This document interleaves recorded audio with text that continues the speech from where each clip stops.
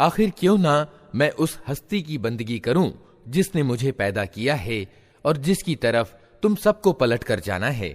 क्या मैं उसे छोड़कर दूसरे इलाह यानी उपास्य बना लूं? हालांकि अगर करुणामय ईश्वर मुझे कोई नुकसान पहुंचाना चाहे तो ना उनकी सिफारिश मेरे किसी काम आ सकती है और ना वे मुझे छुड़ा ही सकते हैं। अगर मैं ऐसा करूं तो मैं खुली गुमराही में पड़ जाऊंगा। मैं तो तुम्हारे रब पर ईमान ले आया, तुम भी मेरी बात मान लो। आखिरकार उन लोगों ने उसको कत्ल कर दिया और उस व्यक्ति से कह दिया गया कि प्रवेश कर जन्नत में। उसने कहा, काश मेरी कौम जानती कि मेरे रब ने किस चीज की बदौलत मुझे माफ कर दिया और मुझे प्रतिष्ठित लोगों में सम्मिलित किया। उसके बाद उसकी कौम पर हमने आसमान से कोई सेना नहीं उतारी। हमें सेना भेजने की कोई जरूरत न थी। बस एक धमाका हुआ और अचानक वे सब बुझकर रह गए। अफसोस बंदों के हाल पर जो रसूल भी उनके पास आया उसकी वे हंसी ही उड़ाते रहे। क्या उन्होंने देखा नहीं कि उनसे पहले कितनी ही कौमों को हम तबाह कर चुके हैं और उसके बाद वे फिर कभी उनकी तरफ पलट कर ना आए। उन सबको एक दिन हमारे सामने उपस्थित किया जाना है। इन लोगों के लिए बेजान जमीन एक निशानी है। हमने उसको जिंदगी दी और उससे अनाज निकला जिसे ये खाते हैं। हमने उसमें खजूरों और अंगूरों के बाग पैदा किए और उसके अंदर से स्रोत फोड़ निकाले ताकि ये उसके फल खाएं। ये सब कुछ इनके अपने हाथों का पैदा किया हुआ नहीं है। फिर क्या ये कृतज्ञता नहीं दिखाते? पवित्र है वो सत्ता जिसने सब प्रकार के जोड़े पैदा किए, चाहे वे जमीन की वनस्पतियों में से हों या खुद उनकी अपनी जाति अर्थात मानव जाति में से, या उन चीजों में से जिनको ये जानते तक नहीं हैं। इनके लिए एक और निशानी रात है। हम उसके ऊपर से दिन हटा देते हैं तो इन पर अंधेरा छा जाता है। और सूरज वो अपने ठिकाने की ओर चला जा रहा है। वो प्रभुत्वशाली सर्वज्ञ सत्ता का बांधा हुआ हिसाब है। और चांद, उसके लिए हमने मंजिलें नियत कर दी हैं, यहां तक कि उनसे गुजरता हुआ वो फिर खजूर की सूखी शाखा के सदृश रह जाता है। न सूरज के बस में यह है कि वो चांद को जा पकड़े और न रात दिन से आगे बढ़ सकती है। सब एक एक कक्षा में तैर रहे हैं। इनके लिए ये भी एक निशानी है कि हमने इनकी नस्ल को भरी हुई नौका में सवार कर दिया और फिर इनके लिए वैसी ही नौकाएं और पैदा की जिन पर ये सवार होते हैं। हम चाहें तो इन्हें डुबो दें, कोई इनकी फरियाद सुनने वाला न हो और किसी तरह ये न बचाए जा सकें।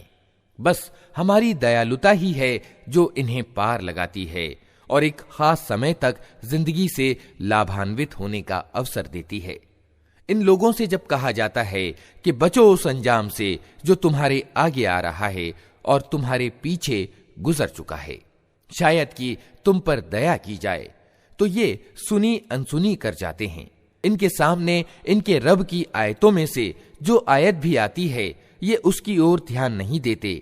और जब इनसे कहा जाता है कि अल्लाह ने जो रोजी तुम्हें दी है उसमें से कुछ अल्लाह के मार्ग में भी खर्च करो, तो ये लोग जिन्होंने इनकार किया है ईमान लाने वालों को जवाब देते हैं, क्या हम उनको खिलाएं जिन्हें अगर अल्लाह चाहता तो खुद खिला देता? तुम तो बिल्कुल ही बहक गए हो। ये लोग कहते हैं कि क़यामत की धमकी आखिर कब पूरी होगी? बताओ अगर तुम सच्चे हो। वास्तव में ये जिस चीज की राह तक रहे हैं वो बस एक धमाका है जो सहसा इन्हें इस हालत में धर लेगा जब ये अपने दुनिया के मामलों में झगड़ रहे होंगे और उस समय ये वसीयत तक न कर सकेंगे, न अपने घरों को पलट सकेंगे। फिर एक सूरा फूंका जाएगा और यकायक ये अपने रब की सेवा में पेश होने के लिए अपनी अपनी कब्रों से निकल पड़ेंगे। घबरा कर कहेंगे, अरे ये किसने हमें हमारी सोने की जगह से उठा खड़ा किया? ये वही चीज है जिसका करुणामय ईश्वर ने वादा किया था और रसूलों की बात सच्ची थी। एक ही जोर की आवाज होगी और सब के सब हमारे सामने हाजिर कर दिए जाएंगे। आज किसी पर कण भर भी जुल्म न किया जाएगा और तुम्हें वैसा ही बदला दिया जाएगा जैसा तुम कर्म करते रहे थे। आज जन्नती लोग मजे करने में व्यस्त हैं। वे और उनकी पत्नियां घने सायों में हैं, मसनदों पर तकिए लगाए हुए। हर तरह की स्वादिष्ट चीजें खाने पीने को उनके लिए वहां मौजूद हैं। जो कुछ वे मांगें उनके लिए हाजिर है।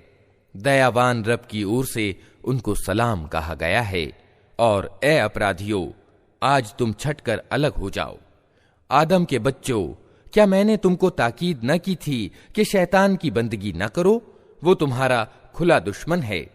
और मेरी ही बंदगी करो, ये सीधा मार्ग है।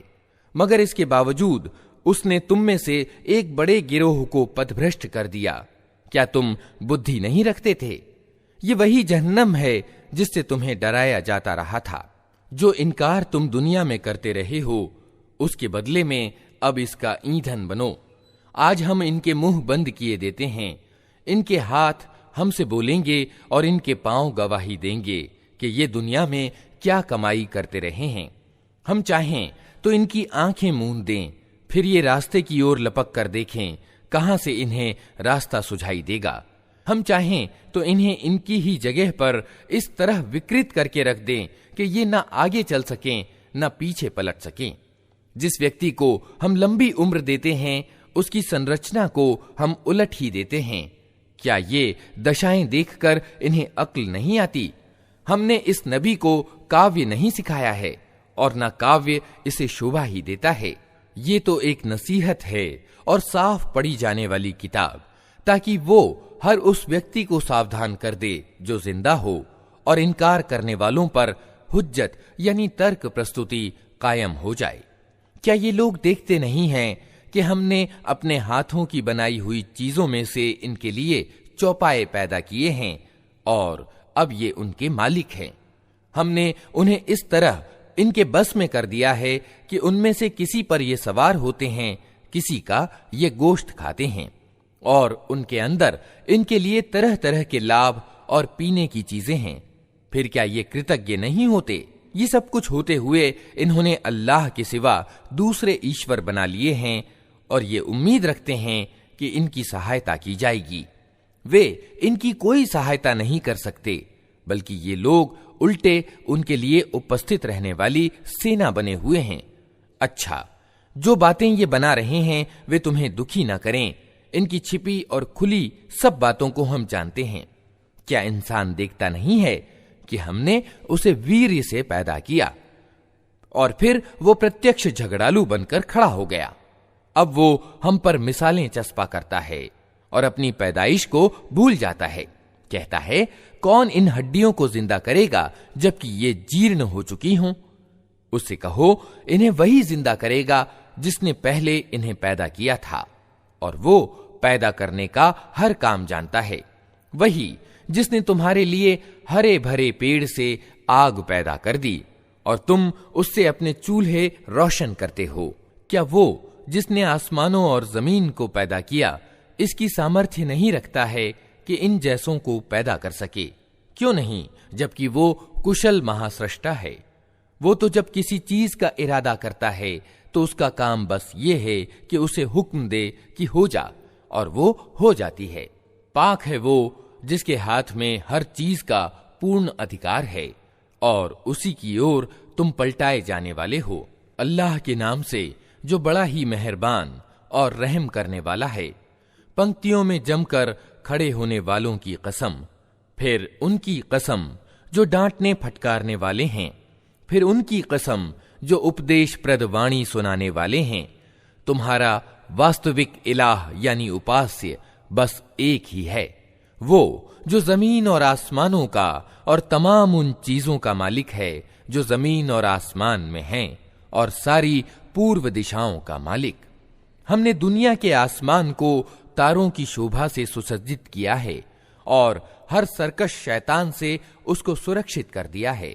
ये शैतान सबसे उच्च दरबार वालों की बातें नहीं सुन सकते। हर तरफ से मारे और हांके जाते हैं और उनके लिए निरंतर अजाब है। इस पर भी अगर कोई उनमें से कुछ ले उड़े तो एक तेज ज्वाला उसका पीछा करती है। अब इनसे पूछो, इनकी पैदाइश ज्यादा कठिन है या उन चीजों की जो हमने पैदा कर रखी हैं? इनको तो हमने लेसदार गारे से पैदा किया है, तुम अल्लाह की सामर्थ्य के चमत्कारों पर आश्चर्यचकित हो और ये उसकी हंसी उड़ा रहे हैं। समझाया जाता है तो समझते नहीं, कोई निशानी देखते हैं तो उसे ठट्ठों में उड़ाते हैं और कहते हैं ये तो खुला जादू है। भला कहीं ऐसा हो सकता है कि जब हम मर चुके हों और मिट्टी बन जाएं और हड्डियों के पंजर रह जाएं, उस समय हम फिर जिंदा करके उठा खड़े किए जाएं? और क्या हमारे अगले समयों के बाप दादा भी उठाए जाएंगे? इनसे कहो हां, और तुम अल्लाह के मुकाबले में बेबस हो। बस एक ही झिड़की होगी और अचानक ये अपनी आंखों से वो सब कुछ जिसकी खबर दी जा रही है देख रहे होंगे। उस समय ये कहेंगे, हाय हमारा दुर्भाग्य, ये तो बदला पाने का दिन है, ये वही फैसले का दिन है जिसे तुम झुठलाया करते थे। हुक्म होगा, घेर लाओ सब जालिमों और उनके साथियों और उन इलाहों यानी उपास्यों को जिनकी वे अल्लाह को छोड़कर बंदगी किया करते थे। फिर उन सबको जहन्नम का मार्ग दिखाओ और तनिक इन्हें ठहराओ। इनसे कुछ पूछना है, क्या हो गया तुम्हें? अब क्यों एक दूसरे की सहायता नहीं करते? अरे आज तो ये अपने आप को और एक दूसरे को समर्पित किए दे रहे हैं। इसके बाद ये एक दूसरे की ओर मुड़ेंगे और परस्पर विवाद शुरू कर देंगे। अनुयायी अपने पेशवाओं से कहेंगे, तुम हमारे पास सीधे रुख से आते थे। वे जवाब देंगे, नहीं, बल्कि तुम खुद ईमान लाने वाले न थे। हमारा तुम पर कोई जोर न था, तुम खुद ही सरकश लोग थे। आखिरकार हम अपने रब के इस आदेश के योग्य हो गए कि हम अजाब का मजा चखने वाले हैं, सो हमने तुमको बहकाया, हम खुद बहके हुए थे। इस तरह वे सब उस दिन अजाब में हिस्सेदार होंगे। हम अपराधियों के साथ यही कुछ किया करते हैं। ये वे लोग थे कि जब इनसे कहा जाता कि अल्लाह के सिवा कोई वास्तविक इलाह यानी पूज्य नहीं है, तो ये घमंड में आ जाते थे और कहते थे, क्या हम एक उन्मादी कवि के लिए अपने उपास्यों को छोड़ दें? हालांकि वो सत्य लेकर आया था और उसने रसूलों की पुष्टि की थी। अब उनसे कहा जाएगा कि तुम निश्चय ही दर्दनाक सजा का मजा चखने वाले हो, और तुम्हें जो बदला भी दिया जा रहा है उन्हीं कर्मों का दिया जा रहा है जो तुम करते रहे हो। मगर अल्लाह के चुने हुए बंदे इस बुरे परिणाम से सुरक्षित होंगे। उनके लिए जानी बूझी रोजी है, हर तरह की स्वादिष्ट चीजें और नेमत भरी जन्नतें जिनमें वे सम्मान पूर्वक रखे जाएंगे। तख्तों पर आमने सामने बैठेंगे, शराब के स्रोतों से प्याले भर भर कर उनके बीच फिराए जाएंगे। चमकती हुई शराब जो पीने वालों के लिए सर्वथा स्वाद होगी, न उनके शरीर की उससे कोई हानि होगी और न उनकी बुद्धि उससे खराब होगी। और उनके पास निगाहें बचाने वाली सुंदर आंखों वाली औरतें होंगी, ऐसी नाजुक जैसे अंडे के छिलके के नीचे छिपी हुई झिल्ली। फिर वे एक दूसरे की ओर रुख करके हाल पूछेंगे। उनमें से एक कहेगा, दुनिया में मेरा एक साथी था जो मुझसे कहा करता था, क्या तुम भी पुष्टि करने वालों में से हो? क्या वास्तव में जब हम मर चुके होंगे और मिट्टी हो जाएंगे और हड्डियों का पंजर बनकर रह जाएंगे तो हमें बदला और दंड दिया जाएगा? अब क्या आप लोग देखना चाहते हैं कि वे साहब अब कहां हैं? ये कहकर ज्यों ही वो झुकेगा तो जहन्नम की गहराई में उसको देख लेगा और उसे संबोधित करके कहेगा, अल्लाह की कसम, तू तो मुझे तबाह ही कर देने वाला था। मेरे रब का अनुग्रह साथ न होता तो आज मैं भी उन लोगों में से होता जो पकड़े हुए आए हैं। अच्छा, तो क्या अब हम मरने वाले नहीं हैं? मौत जो हमें आनी थी वो बस पहले आ चुकी, अब हमें कोई अजाब नहीं होना। यकीनन यही महान सफलता है। ऐसी ही सफलता के लिए कर्म करने वालों को कर्म करना चाहिए। बोलो, ये आतिथ्य अच्छा है या ज़क्कूम यानी थूहड़ का पेड़? हमने उस पेड़ को जालिमों के लिए परीक्षा बना दिया है। वो एक पेड़ है जो जहन्नम की तह से निकलता है। उसके गाभे ऐसे हैं जैसे शैतानों के सिर। जहन्नम के लोग उसे खाएंगे और उसी से पेट भरेंगे। फिर उस पर पीने के लिए उनको खौलता हुआ पानी मिलेगा और इसके बाद उनकी वापसी उसी जहन्नम की भड़कती हुई आग की ओर होगी। ये वे लोग हैं जिन्होंने अपने बाप दादा को पथभ्रष्ट पाया और उन्हीं के पद चिन्ह पर दौड़ चले। हालांकि उनसे पहले बहुत से लोग पथभ्रष्ट हो चुके थे और उनमें हमने चेतावनी देने वाले रसूल भेजे थे। अब देख लो कि उन सचेत किए जाने वालों का क्या परिणाम हुआ। इस बुरे परिणाम से बस अल्लाह के वही बंदे बचे हैं जिन्हें उसने अपने लिए खास कर लिया है। हमको इससे पहले नूह ने पुकारा था तो देखो कि हम कैसे अच्छे जवाब देने वाले थे। हमने उसको और उसके घर वालों को बड़ी घुटन और बेचैनी से बचा लिया और उसकी नस्ल ही को बाकी रखा और बाद की नस्लों में उसकी प्रशंसा और सराहना छोड़ दी। सलाम है नूह पर सारी दुनिया वालों में। हम नेकी करने वालों को ऐसा ही बदला दिया करते हैं। वास्तव में वो हमारे ईमान वाले बंदों में से था। फिर दूसरे गिरोह को हमने डुबो दिया और नूह ही के तरीके पर चलने वाला इब्राहिम था। जब वो अपने रब की सेवा में भला चंगा दिल लेकर आया, जब उसने अपने बाप और अपनी कौम से कहा, ये क्या चीजें हैं जिनकी तुम पूजा कर रहे हो? क्या अल्लाह को छोड़कर झूठ घड़े हुए इलाह यानी उपास्य चाहते हो? आखिर अल्लाह सारे जहान के रब के बारे में तुम्हारा क्या गुमान है?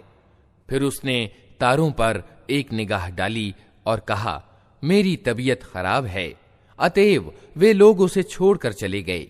उनके पीछे वो चुपके से उनके इलाहों यानी उपास्यों के मंदिर में घुस गया और बोला, आप लोग खाते क्यों नहीं हैं? क्या हो गया? आप लोग बोलते भी नहीं?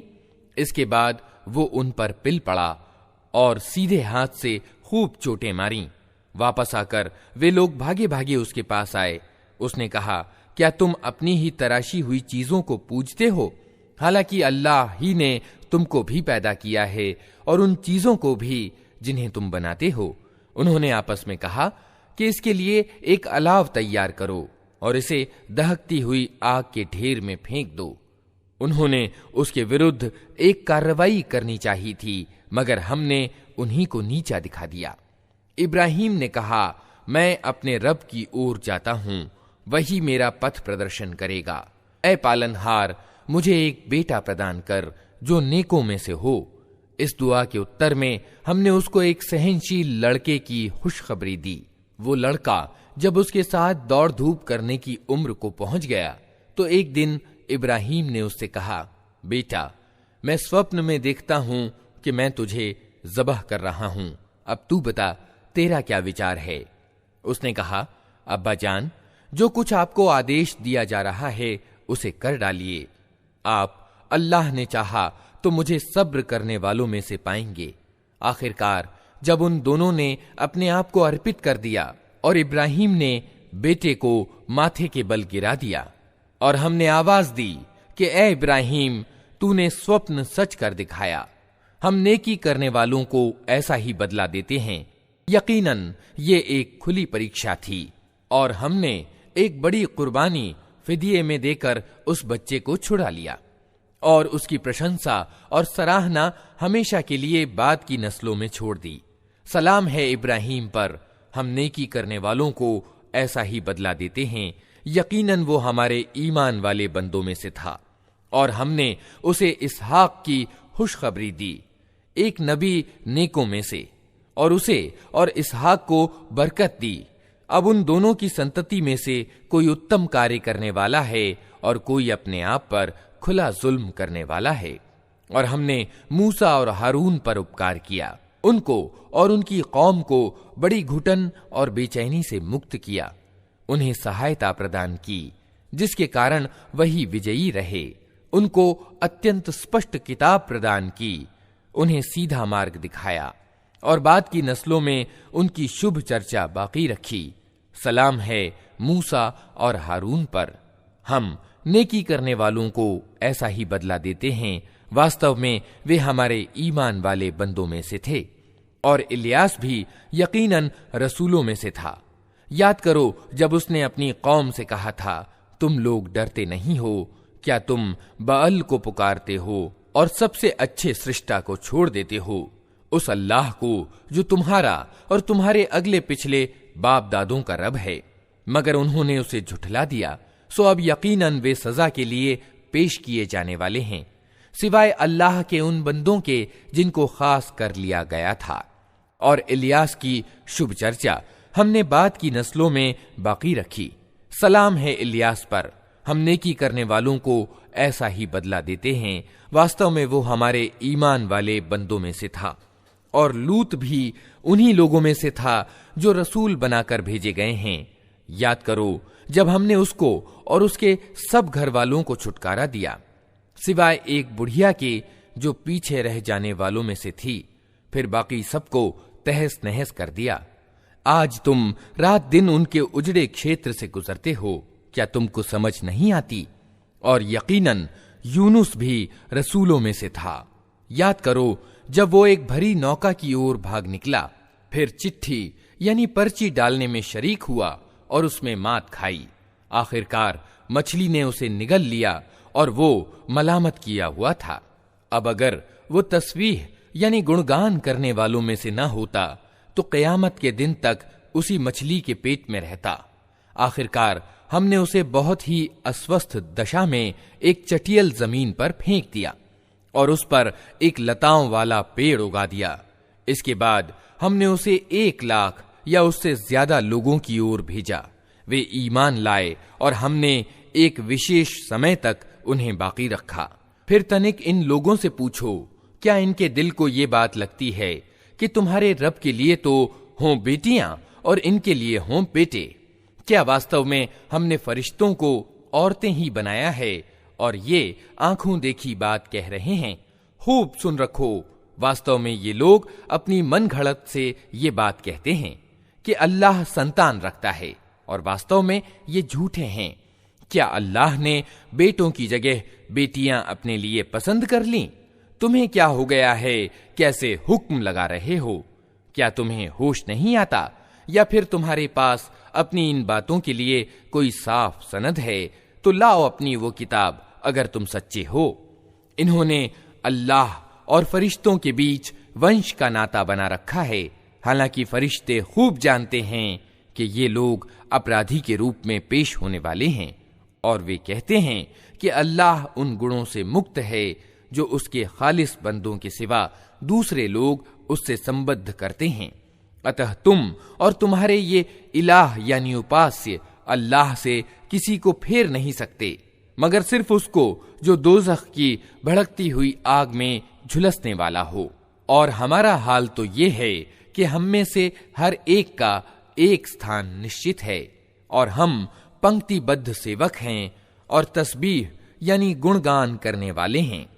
ये लोग पहले तो कहा करते थे कि काश हमारे पास वो जिक्र यानी अनुस्मारक होता जो पिछली कौमों को मिला था, तो हम अल्लाह के चुने हुए बंदे होते। मगर जब वो आ गया तो इन्होंने उसका इनकार कर दिया। अब जल्द ही इन्हें इस नीति का परिणाम मालूम हो जाएगा। अपने भेजे हुए बंदों से हम पहले ही वादा कर चुके हैं कि यकीनन उनकी सहायता की जाएगी और हमारी सेना ही प्रभावी होकर रहेगी। अतः ए नबी, तनिक कुछ मुद्दत तक इन्हें इनके हाल पर छोड़ दो और देखते रहो, जल्द ही ये खुद भी देख लेंगे।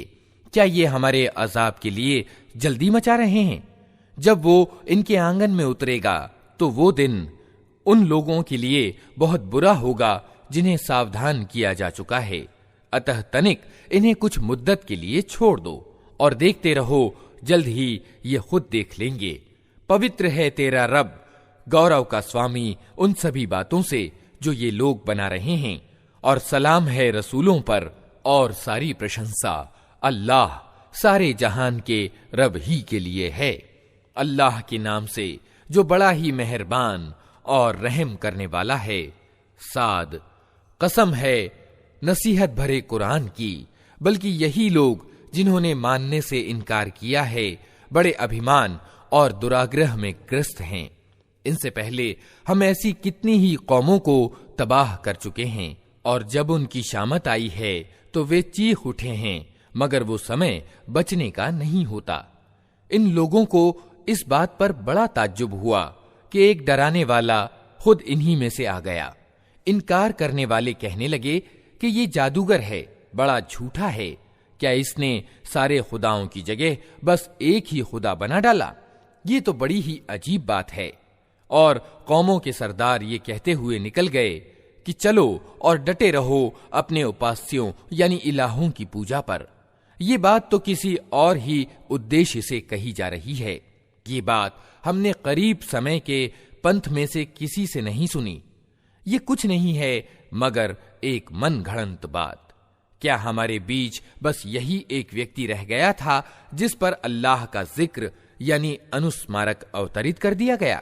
वास्तविकता ये है कि ये मेरे जिक्र यानी अनुस्मारक पर शक कर रहे हैं और ये सारी बातें इसलिए कर रहे हैं कि इन्होंने मेरे अजाब का मजा चखा नहीं है।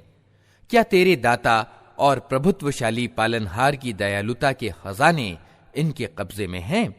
क्या ये आसमान और जमीन और उनके बीच की चीजों के मालिक हैं? अच्छा, तो ये कारण कार्य पर आधारित लोक की ऊंचाइयों पर चढ़कर देखें।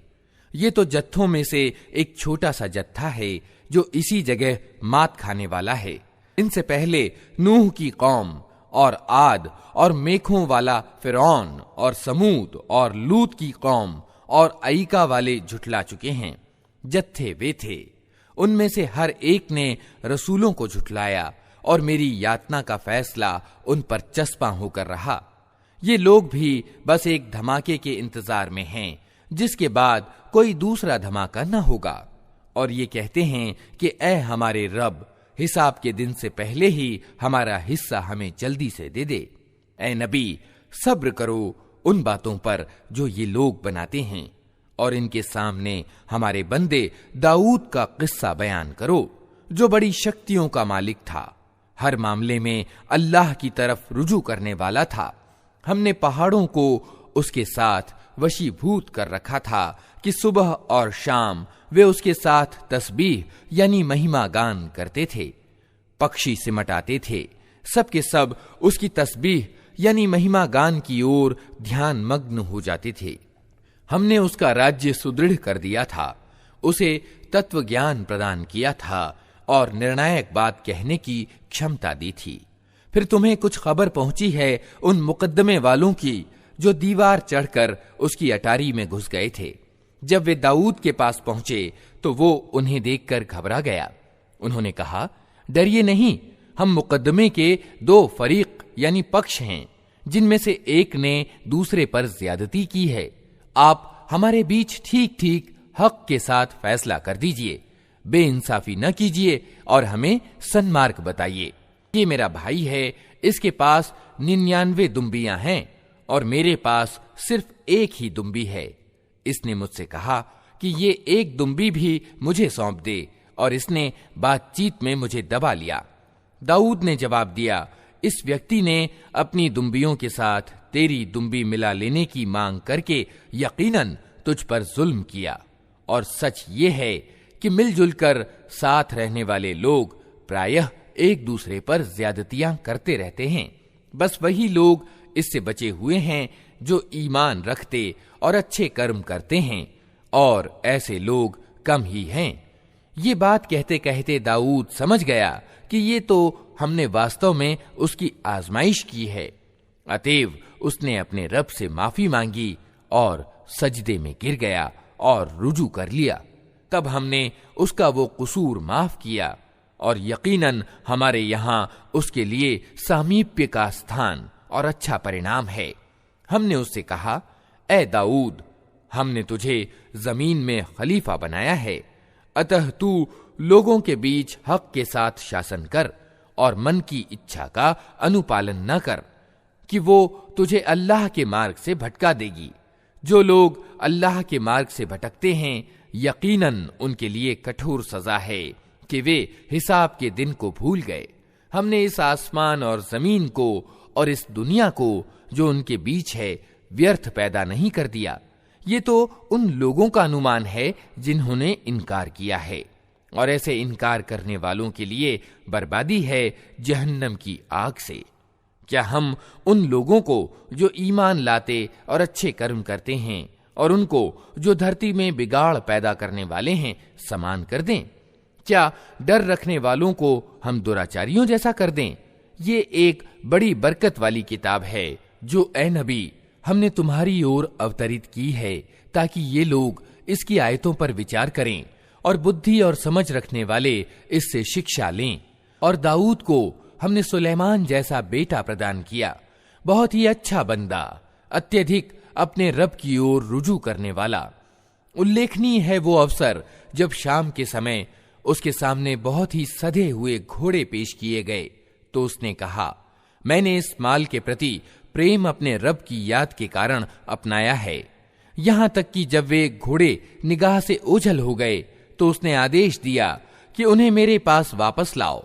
फिर लगा उनकी पिंडलियों और गर्दनों पर हाथ फेरने।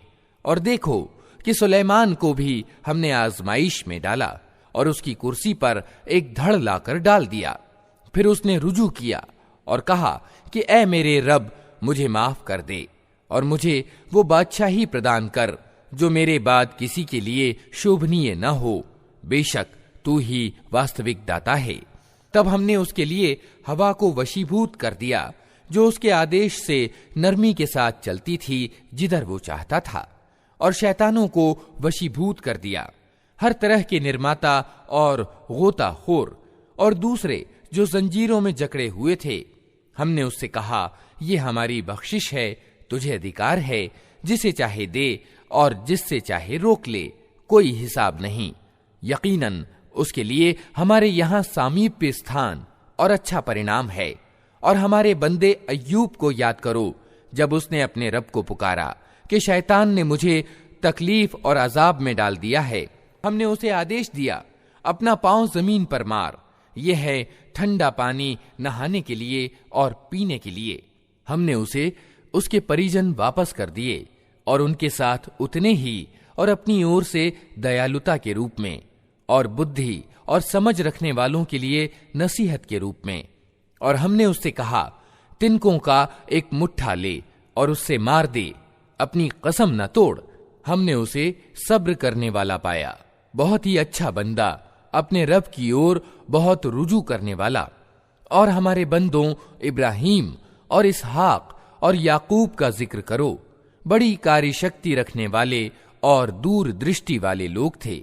हमने उनको एक विशिष्ट गुण के कारण चुन लिया था, और वो आखिरत के घर की याद थी।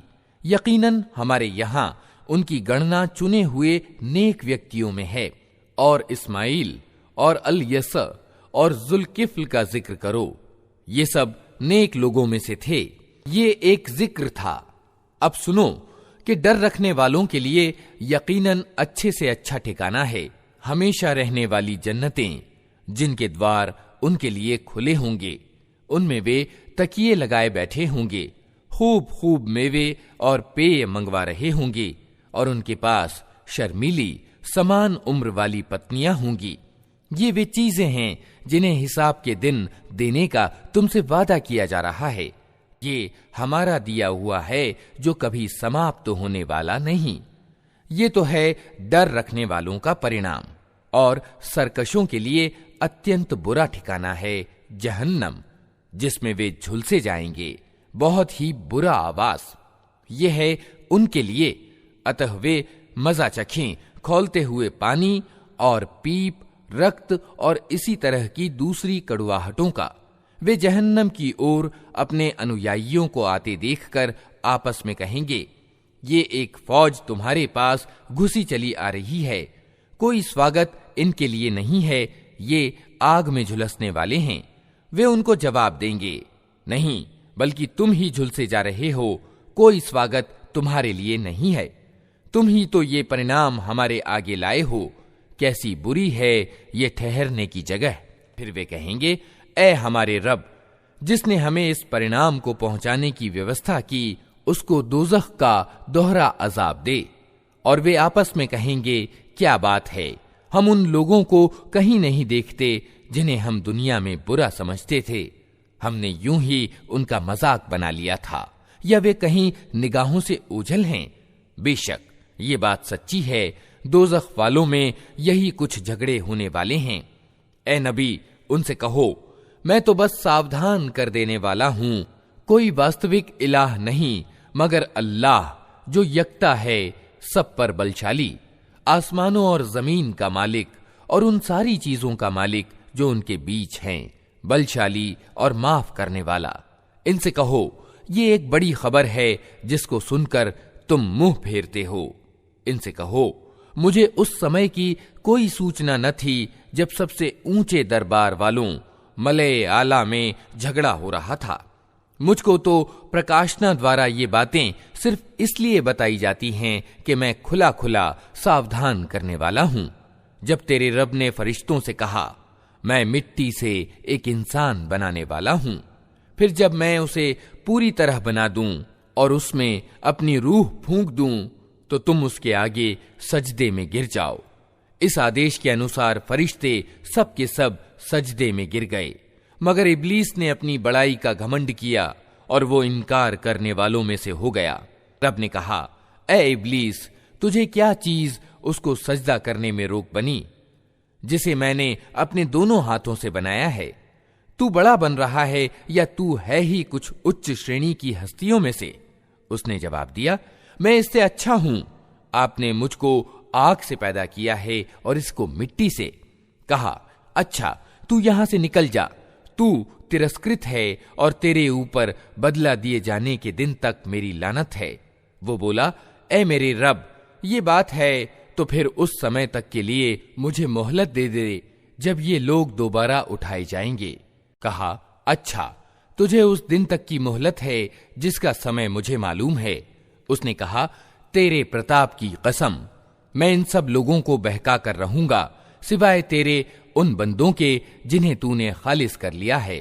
कहा, तो सत्य यह है और मैं सत्य ही कहा करता हूं कि मैं जहन्नम को तुझसे और उन सब लोगों से भर दूंगा जो इन इंसानों में से तेरा अनुसरण करेंगे। ऐ नबी, इनसे कह दो कि मैं इस संदेश पहुंचाने यानी तबलीग पर तुमसे कोई बदला नहीं मांगता और ना मैं बनावटी लोगों में से हूं। ये तो एक नसीहत है सारे जहान वालों के लिए, और थोड़ा समय ही गुजरेगा कि तुम्हें इसका हाल खुद मालूम हो जाएगा। अल्लाह के नाम से जो बड़ा ही मेहरबान और रहम करने वाला है। इस किताब का अवतरण अल्लाह प्रभुत्वशाली और सर्वज्ञ की ओर से है। ऐ नबी, ये किताब हमने तुम्हारी ओर सत्य के साथ अवतरित की है, अतः तुम अल्लाह ही की बंदगी करो। दीन यानी धर्म को उसी के लिए खालिस यानी विशिष्ट करते हुए जान लो कि खालिस दीन अल्लाह का हक है। रहे वे लोग जिन्होंने उसके सिवा दूसरे संरक्षक बना रखे हैं और अपने इस कर्म का कारण ये बताते हैं कि हम तो उनकी इबादत सिर्फ इसलिए करते हैं कि वे अल्लाह तक हमारी पहुंच करा दें। अल्लाह यकीनन उनके बीच उन तमाम बातों का फैसला कर देगा जिनमें वे मतभेद कर रहे हैं। अल्लाह किसी ऐसे व्यक्ति को मार्ग नहीं दिखाता जो झूठा और सत्य का इनकार करने वाला हो। अगर अल्लाह किसी को बेटा बनाना चाहता तो अपने पैदा किए हुए में से जिसको चाहता चुन लेता। पाक है वो इससे कि कोई उसका बेटा हो। वो अल्लाह है अकेला और सब पर प्रभुत्वशाली। उसने आसमानों और जमीन को हक के साथ पैदा किया है। वही दिन पर रात और रात पर दिन को लपेटता है। उसी ने सूरज और चांद को इस तरह वशीभूत कर रखा है कि प्रत्येक एक एक नियत समय तक चले आ रहा है। जान रखो, वो प्रभुत्वशाली है और माफ करने वाला है। उसी ने तुमको एक जान से पैदा किया, फिर वही है जिसने उस जान से उसका जोड़ा बनाया। और उसी ने तुम्हारे लिए चौपायों में से 8 नर और मादा पैदा किए। वो तुम्हारी माओं के पेटों में 3-3 अंधकारमय पर्दों के भीतर तुम्हें एक के बाद एक रूप देता चला जाता है। यही अल्लाह जिसके ये कार्य हैं तुम्हारा रब है। राज उसी का है, कोई पूज्य उसके सिवा नहीं है। फिर तुम किधर से फिराए जा रहे हो? अगर तुम इनकार करो तो अल्लाह तुमसे बेपरवाह है, लेकिन वो अपने बंदों के लिए इनकार को पसंद नहीं करता। और अगर तुम कृतज्ञता दिखाओ तो उसे वो तुम्हारे लिए पसंद करता है। कोई बोझ उठाने वाला किसी दूसरे का बोझ न उठाएगा, आखिरकार तुम सबको अपने रब की ओर पलटना है, फिर वो तुम्हें बता देगा कि तुम क्या करते रहे हो। वो तो दिलों का हाल तक जानता है। इंसान पर जब कोई विपत्ति आती है तो वो अपने रब की ओर रुजू करके उसे पुकारता है। फिर जब उसका रब उसे अपनी नेमत प्रदान कर देता है तो वो उस मुसीबत को भूल जाता है जिस पर वो पहले पुकार रहा था, और दूसरों को अल्लाह का समकक्ष ठहराता है ताकि उसकी राह से भटका दे। ए नबी, उससे कहो कि थोड़े दिन अपने इनकार से आनंद ले ले, यकीनन तू दोज़ख में जाने वाला है। क्या इस व्यक्ति की नीति अच्छी है या उस व्यक्ति की जो आज्ञाकारी है, रात की घड़ियों में खड़ा रहता और सजदे करता है, आखिरत से डरता और अपने रब की दयालुता से आस लगाता है। इनसे पूछो, क्या जानने वाले और न जानने वाले दोनों कभी समान हो सकते हैं? नसीहत तो बुद्धिमान ही कबूल करते हैं। ए नबी, कहो कि ए मेरे बंदो जो ईमान लाए हो, अपने रब से डरो। जिन लोगों ने इस दुनिया में अच्छी नीति अपनाई है उनके लिए भलाई है, और अल्लाह की जमीन विशाल है। सब्र करने वालों को तो उनका बदला बेहिसाब दिया जाएगा। ए नबी, इनसे कहो, मुझे आदेश दिया गया है कि दीन यानी धर्म को अल्लाह के लिए खालिस यानी विशुद्ध करके उसकी बंदगी करूं, और मुझे आदेश दिया गया है कि सबसे पहले मैं खुद मुस्लिम यानी आज्ञाकारी बनूं। कहो, अगर मैं अपने रब की अवज्ञा करूं तो मुझे एक बड़े दिन के अजाब का भय है। कह दो कि मैं तो अपने दीन को अल्लाह के लिए खालिस करके उसी की बंदगी करूंगा। तुम उसके सिवा जिस जिस की बंदगी करना चाहो करते रहो। कहो, असल दिवालिये तो वही हैं जिन्होंने क़यामत के दिन अपने आप को और अपने लोगों और परिवार वालों को घाटे में डाल दिया। खूब सुन रखो, यही खुला दिवाला है। उन पर आग की छतरियां ऊपर से भी छाई होंगी और नीचे से भी। ये वो परिणाम है जिससे अल्लाह अपने बंदों को डराता है। अतः ऐ मेरे बंदो, मेरे गजब से बचो। इसके विपरीत जिन लोगों ने बढ़े हुए सरकश यानी तागूत की बंदगी से मुंह फेर लिया और अल्लाह की ओर रुजू कर लिया, उनके लिए शुभ सूचना है। अतः ऐ नबी, खुशखबरी दे दो मेरे उन बंदों को जो बात को ध्यान से सुनते हैं और उसके अच्छे से अच्छे पहलू का अनुपालन करते हैं। ये वे लोग हैं जिनको अल्लाह ने सन्मार्ग दिखाया है और यही बुद्धिमान हैं। ऐ नबी, उस व्यक्ति को कौन बचा सकता है जिस पर अजाब का फैसला चस्पा हो चुका हो? क्या तुम उसे बचा सकते हो जो आग में गिर चुका हो? अलबत्ता जो लोग अपने रब से डर कर रहें उनके लिए ऊंची इमारतें हैं, मंजिल पर मंजिल बनी हुई, जिनके नीचे नहरें बह रही होंगी। ये अल्लाह का वादा है। अल्लाह कभी अपने वादे का उल्लंघन नहीं करता। क्या तुम नहीं देखते हो कि अल्लाह ने आसमान से पानी बरसाया, फिर उसको स्रोतों और निर्झरों और नदियों के रूप में जमीन में प्रवाहित किया। फिर उस पानी के द्वारा वो तरह तरह की खेतियां निकालता है जिनकी किस्में विभिन्न हैं। फिर वे खेतियां पककर सूख जाती हैं। फिर तुम देखते हो कि वे पीली पड़ गईं। फिर आखिरकार अल्लाह उनको भुस बना देता है। वास्तव में इसमें एक शिक्षा है बुद्धिमानों के लिए। अब क्या वो व्यक्ति जिसका सीना अल्लाह ने इस्लाम के लिए खोल दिया और वो अपने रब की ओर से एक रोशनी पर चल रहा है, उस व्यक्ति की तरह हो सकता है जिसने इन बातों से कोई शिक्षा ग्रहण न की? तबाही है उन लोगों के लिए जिनके दिल अल्लाह की नसीहत से और ज्यादा कठोर हो गए। वे खुली गुमराही में पड़े हुए हैं। अल्लाह ने सर्वोत्तम वाणी अवतरित की है, एक ऐसी किताब जिसके सभी अंश परस्पर मिलते जुलते हैं और जिसमें बार बार विषय विवरण दोहराए गए हैं। उसे सुनकर उन लोगों के रोंगटे खड़े हो जाते हैं जो अपने रब से डरने वाले हैं, और फिर उनके शरीर और उनके दिल नरम होकर अल्लाह की याद की ओर उन्मुख हो जाते हैं। ये अल्लाह का मार्ग प्रदर्शन है जिससे वो सन्मार्ग पर ले आता है जिसे चाहता है, और जिसे अल्लाह ही रास्ता न दिखाए उसके लिए फिर कोई मार्गदर्शक नहीं है। अब उस व्यक्ति की दुर्दशा का तुम क्या अनुमान कर सकते हो जो क़यामत के दिन अजाब की सख्त मार अपने मुंह पर लेगा। ऐसे जालिमों से तो कह दिया जाएगा कि अब चखो मजा उस कमाई का जो तुम करते रहे थे। इनसे पहले भी बहुत से लोग इसी तरह झुठला चुके हैं। आखिर उन पर अजाब ऐसे रुख से आया जिधर उनका ख्याल भी नहीं जा सकता था। फिर अल्लाह ने उनको दुनिया ही की जिंदगी में रुसवाई का मजा चखाया और आखिरत यानी परलोक का अजाब तो उससे बढ़कर है। काश ये लोग जानते। हमने इस कुरान में लोगों को तरह तरह की मिसालें दी हैं कि ये होश में आएं। ऐसा कुरान जो अरबी भाषा में है, जिसमें कोई टेढ़ नहीं है, ताकि ये बुरे परिणाम से बचें। अल्लाह एक मिसाल देता है।